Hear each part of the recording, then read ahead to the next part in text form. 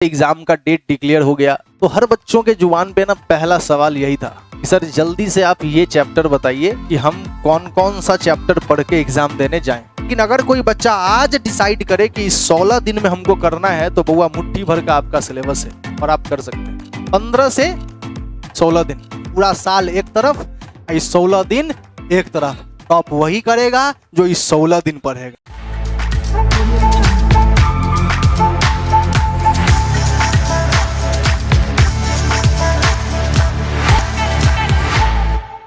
सबसे पहले लिखा हुआ है कि important chapters for BCom part 1 account honours.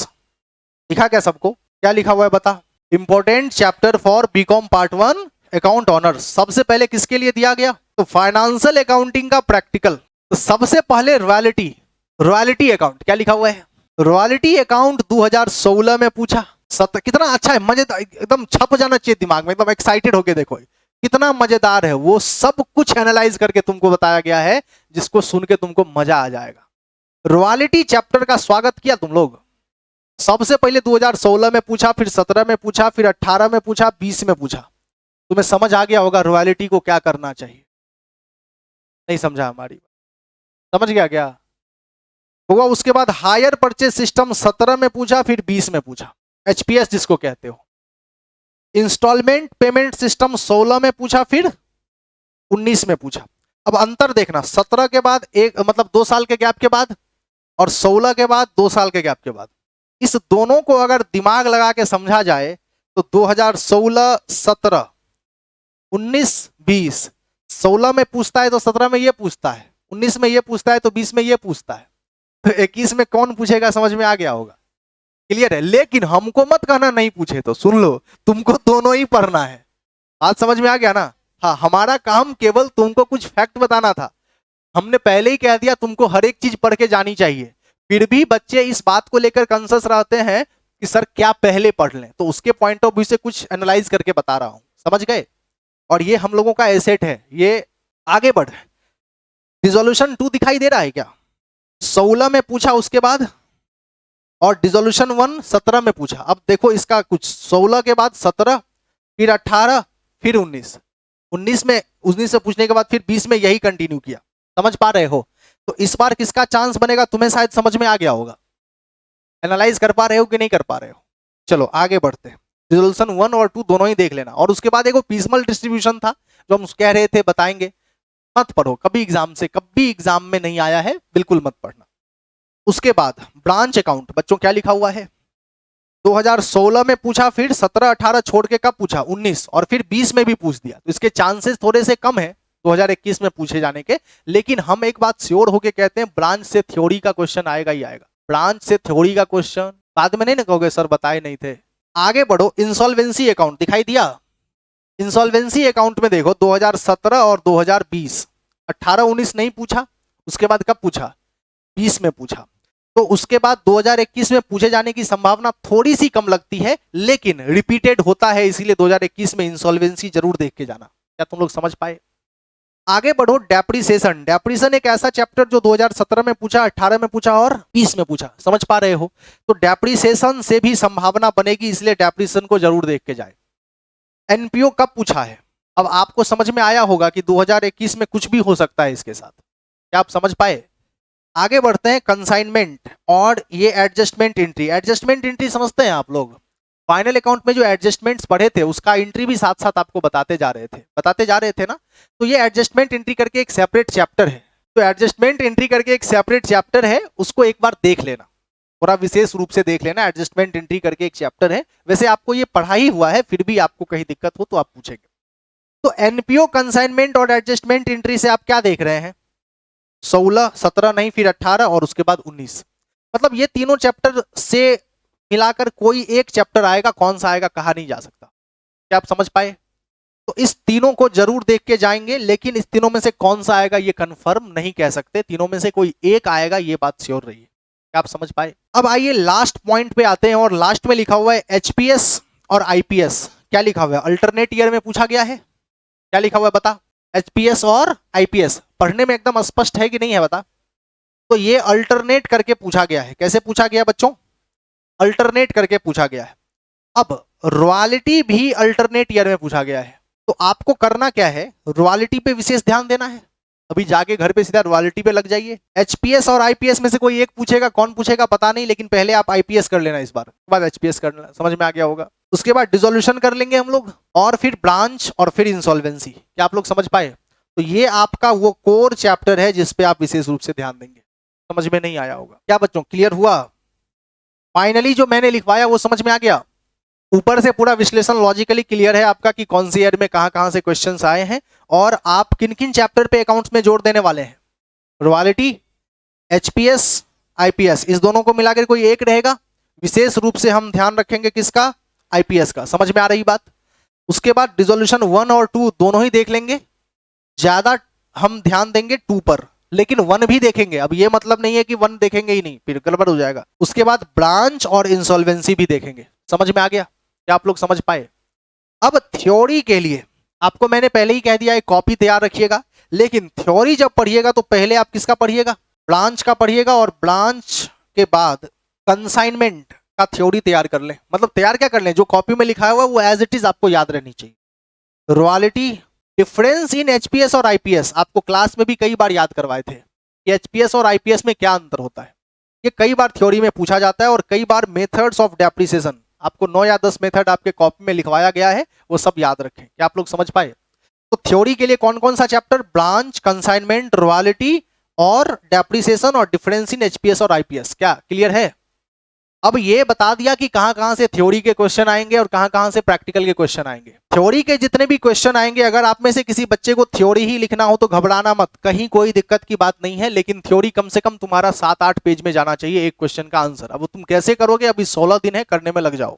अगर प्रैक्टिकल नहीं बन रहा है तो मत उलझो, क्योंकि प्रैक्टिकल में इस बात की भी संभावना होती है कि तुम जोड़ घटाव गलत करोगे। प्रैक्टिकल केवल वही बच्चे बनाना जो रेगुलर बनाए हो, रेगुलर बनाए हो। मेरा होमवर्क जब हम देते थे तो तुम कंप्लीट करते थे। ऐसे जो भी बच्चे हो थ्योरी भूल के भी मत लिखना, क्योंकि प्रैक्टिकल लिखने पे 100% मार्क्स मिलेगा। समझ में आ गया होगा?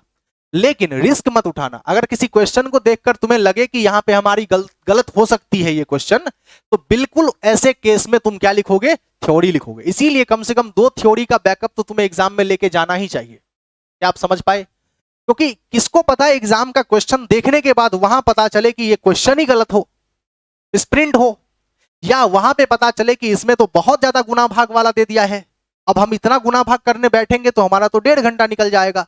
तो ऐसे केसेस के लिए 2 थ्योरी का बैकअप होना जरूरी है, ये सभी बच्चों को करना है। क्या आप समझ पाए? और ऐसा गजब का बैकअप रखिएगा इन थ्योरी के ऊपर, इतना गजब का बैकअप रखिएगा कि आप कम से कम 5-7 पेज तक ले जाएं और आपकी हैंडराइटिंग थोड़ी सी भी चेंज ना हो, और बहुत बहुत निखरता हुआ हैंडराइटिंग हो, और एक एक पॉइंट क्लियर हो। क्या आप समझ पाए? ऐसा नहीं कि आप कुछ भी लिख रहे हैं, मतलब पेज भरने में आप लगे हुए हैं, पता चलता है कि आप पेज भर रहे हैं। समझ आया कि नहीं आया? बताइए मुझे, बताओ कि क्या तुम लोग अकाउंट्स के बारे में सारी चीजों के से क्लियर हो गए? क्या पढ़ना चाहिए, क्या नहीं पढ़ना चाहिए? 2 थ्योरी का बैकअप सबको लेके जाना है, बताओ याद रहेगा? 2 थ्योरी का बैकअप के बाद और क्या करना है? प्रैक्टिकल जितने भी चैप्टर्स बताए गए हैं उसका जम के प्रैक्टिस कर लेना, और बाकी उसके बाद जो भी चैप्टर पढ़े हो, जो तुमको लगता है कि तुम पढ़े हुए हो, एक बार देख के जाने में कोई बुराई नहीं है। लेकिन अगर आप में से कोई ऐसे बच्चे हैं जिनका कोई प्रैक्टिकल के साथ दूर दूर तक वास्ता नहीं है, वो प्लीज प्रैक्टिकल मत बनाइएगा, एकदम क्लियर बता दे रहा हूं। अगर आप केसीसी से पढ़े और फिर भी आप में लापरवाही थी, तो आपको केसीसी सजेस्ट करता है कि आप प्रैक्टिकल ना बनाएं, आप थ्योरी लिखें। और अभी 16 दिन है, आप कॉपी को बार बार सुबह वाला अगर बात मान लेना तो आप बहुत अच्छा थ्योरी भी लिख के आएंगे। क्या आप लोग समझ पाए? आगे बढ़ने की इजाजत है? आगे बढ़े, और अब फाइनेंशियल अकाउंटिंग के बाद अब हमारे सामने आ गया बिजनेस मैथमेटिक्स एंड स्टैटिस्टिक्स। बच्चों क्या आ गया बताओ?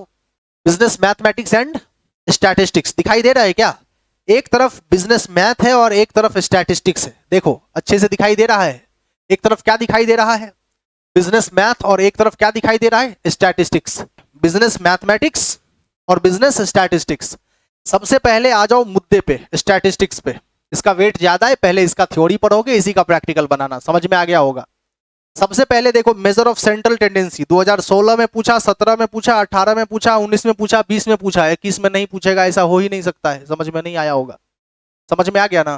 मेजर ऑफ सेंट्रल टेंडेंसी में मीन, मीडियन और मोड था कि नहीं था बताओ? और मीन, मीडियन और मोड था तो तुम्हें ये पढ़ना ही चाहिए। क्या आप लोग समझ पाए? आगे बढ़िए, मेजर ऑफ डिस्पर्सन। क्या लिखा हुआ है? Measure of dispersion. Measure of dispersion में 2016 में पूछा, 17 में नहीं पूछा, कहां पूछा? फिर 18 के बाद कहां पूछा? समझ में आ रहा है? कुछ अल्टरनेट करके पूछ रहा है, तो भी मेजर ऑफ डिस्पर्सन को देख के जाएं। लेकिन याद रखिए, सबसे पहले आप सबसे ज्यादा वेट किसको देंगे? Measure of central tendency. जाकर के पूरा क्वेश्चन बना लें, क्योंकि मेजर ऑफ सेंट्रल टेंडेंसी से क्वेश्चन आएगा ही आएगा। मेजर ऑफ डिस्पर्सन से आएगा कि नहीं, बाद में सोचेंगे। क्या आप समझ पाए? तो अगर आपको पहला चैप्टर एकदम नंबर 1 पे रखना है तो किसको रखेंगे? Measure of central tendency. Clear है?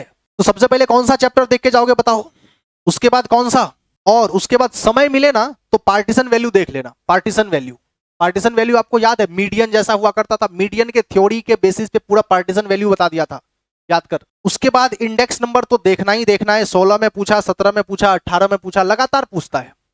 तो निचोड़ देखो क्या लिखवाया, स्टैट का पूरा निचोड़ देखो। Measure of central tendency and index number को पहले देख ले, सीधा बात। सर स्टैट की पूरी कॉपी में से 2 चीजों को अलग करते हैं, मेजर ऑफ सेंट्रल टेंडेंसी और इंडेक्स नंबर। इसको जितना मर्जी उतना घोल के पी जाए। समझ में आ गया होगा? इसके थ्योरी को, इसके प्रैक्टिकल को इतनी बार बना लीजिए कि ये आपका 20 और 20 40 नंबर तो एकदम कंफर्म कर दे। क्या आप समझ पाए? समझे हैं कि नहीं समझे?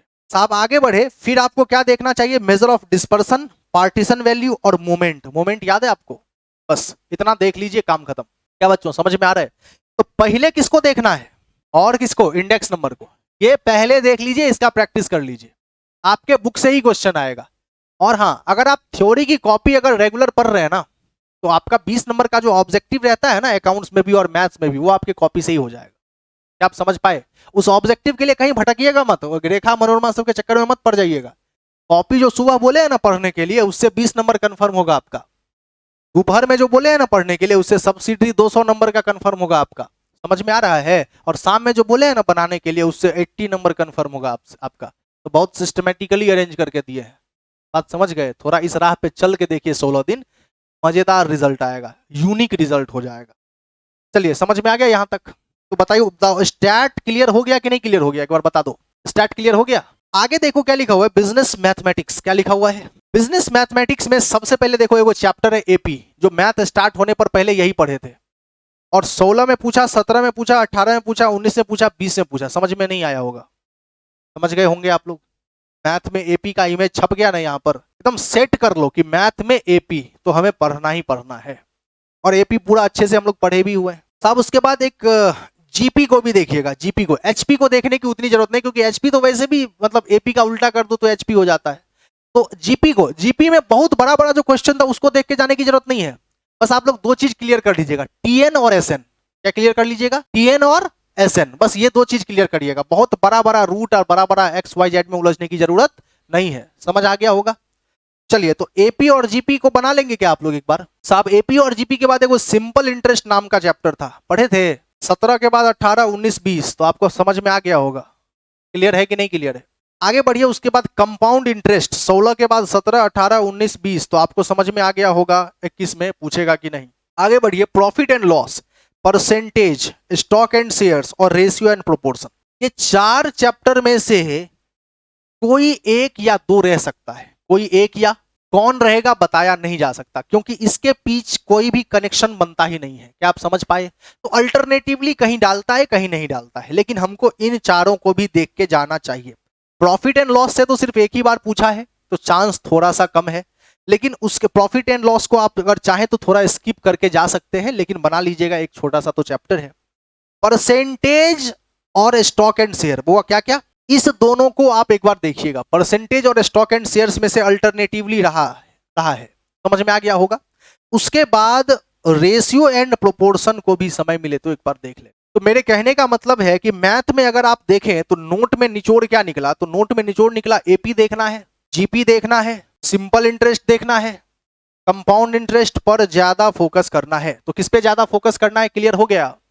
और इस पे ज्यादा फोकस करने के बाद हम समय मिलेगा तो किसको देखेंगे, फिर किसको बना के जाना है, और फिर किसको बना के जाना है। से किसी किसी ईयर में पूछा है, इससे क्या होता है, किसी किसी ईयर में पूछा है तो एक बार बना के चले जाना है। क्या आप सभी बच्चे समझ पाए? तो मुझे बताइए, क्या ये समाप्त हो गया? और क्या ये विश्लेषण आपको अच्छा लगा? साइंटिफिक विश्लेषण है कि सीधे बता दिए हैं? साइंटिफिक है ना?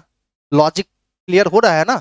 चलो, और बाकी इन चीजों के दम पे अब आप पूरे दरभंगा में सबसे अधिक मेहनत कर सकते हैं। ये सब करने के बाद आप क्वेश्चन बैंक पर विशेष रूप से ध्यान डालें, और क्वेश्चन बैंक को एग्जाम से पहले आपको किसी भी कीमत पर कम से कम 5 साल का, कम से कम कितने साल का, 5 साल का आपको बना के जाना है। तो इसी के साथ हम अपने वाणी को विराम देते हैं और मिलते हैं छोटे से ब्रेक के बाद।